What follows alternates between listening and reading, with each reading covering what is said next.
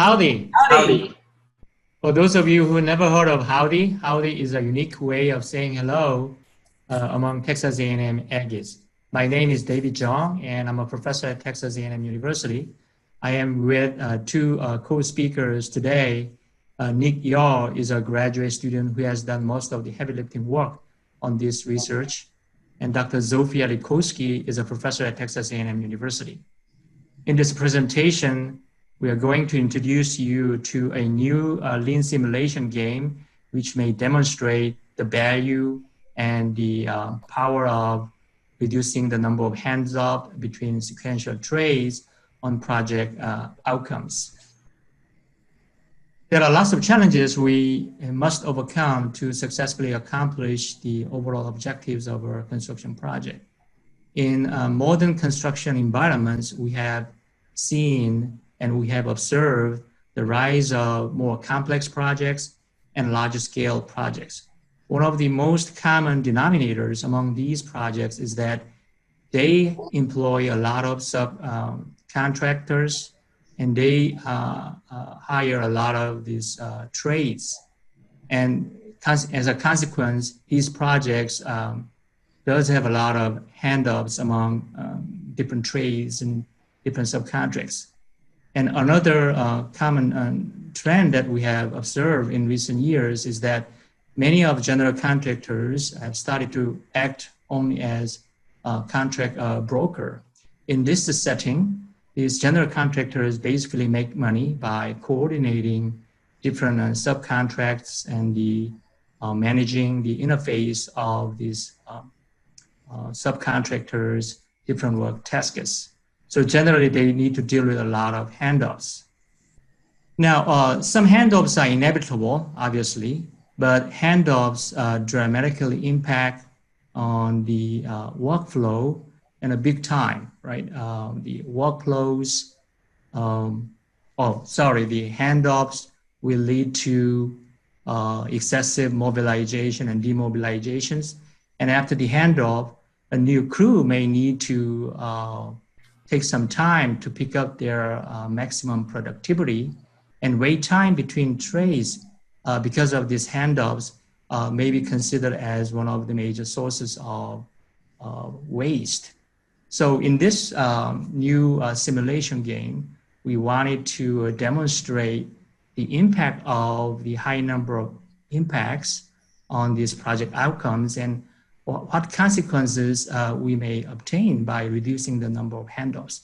Now I'm going to turn it over to our graduate student, Nick Yaw, who will do some demonstration on this simulation game. Thank you, Dr. Jeong. To demonstrate the impact of handoffs on project flow, a lean simulation game has been developed. To play the game, you will need one facilitator, one deck of playing cards, at least 3 participants per suit of cards, and some writing materials to record the results. Before starting the game, participants are asked to form teams of 3 players each. During each round, a team will receive a set of playing cards of the same suit, and each player within a team is expected to obtain 4 to 5 cards in hand that are in random order within a particular suit. So let me briefly explain how the game works with an example currently shown on the screen. In each round, the player who holds the ace card will start the game by laying down the ace card on the table. For this example, in figure A, player A starts the game because he or she has the ace card. The order of the cards being laid down must go sequentially from ace to king, that is, from ace, 2, 3, 4, 5, 6, 7, 8, 9, 10, jack, queen, and king. If the card being laid down is ace, then the next card to be laid down must be 2, regardless of who is holding the 2 cards. For this example, in figure B, player C takes his or her turn because he or she has the 2 cards. In each turn, each player lays down the maximum number of consecutive cards in his or her hand. For example, notice that in figure C, player B has 8, 9, and 10 is in his or her hand. So player B can lay down these 3 cards together during his or her turn. It is recommended to separate the cards laid down by each player. If a player can lay down only 1 card, then he or she leaves it on the table as it is. and the next player lay the subsequent card beside it. Avoid stacking cards on top of each other unless the player gets to lay down more than one card. Then they should be stacked together, and the next card by another player should be laid down beside it. For example, in figure D, 2 is placed beside ace and not with ace since there is a switch in player. Following the same rule, cards 8, 9, 10 are placed together as one pile because player B laid down these 3 cards in one turn. The game continues until the king card is laid down.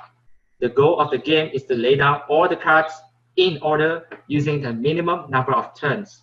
Record the number of turns, which will be the number of distinct piles of cards on the table, which according to figure E is 9 for this example. Round 2 will be very similar to round 1, except that an extra step is needed. Before the game starts, each player is allowed to initiate a card swap once with another player in the team. The swapping process is described in the table shown. After the swapping process is completed, repeat the process that I have just mentioned in the previous slide.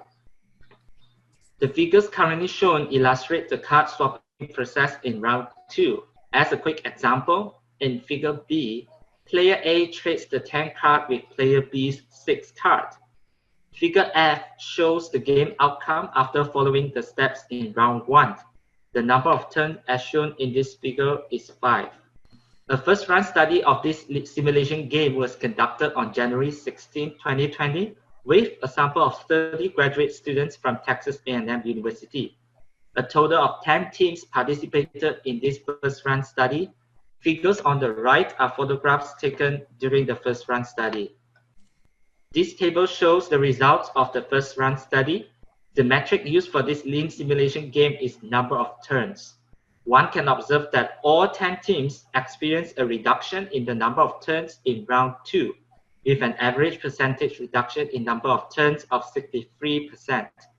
Now, I would like to turn over to Dr. Rybkowski to let her discuss some of the lessons that this lean simulation game intends to deliver.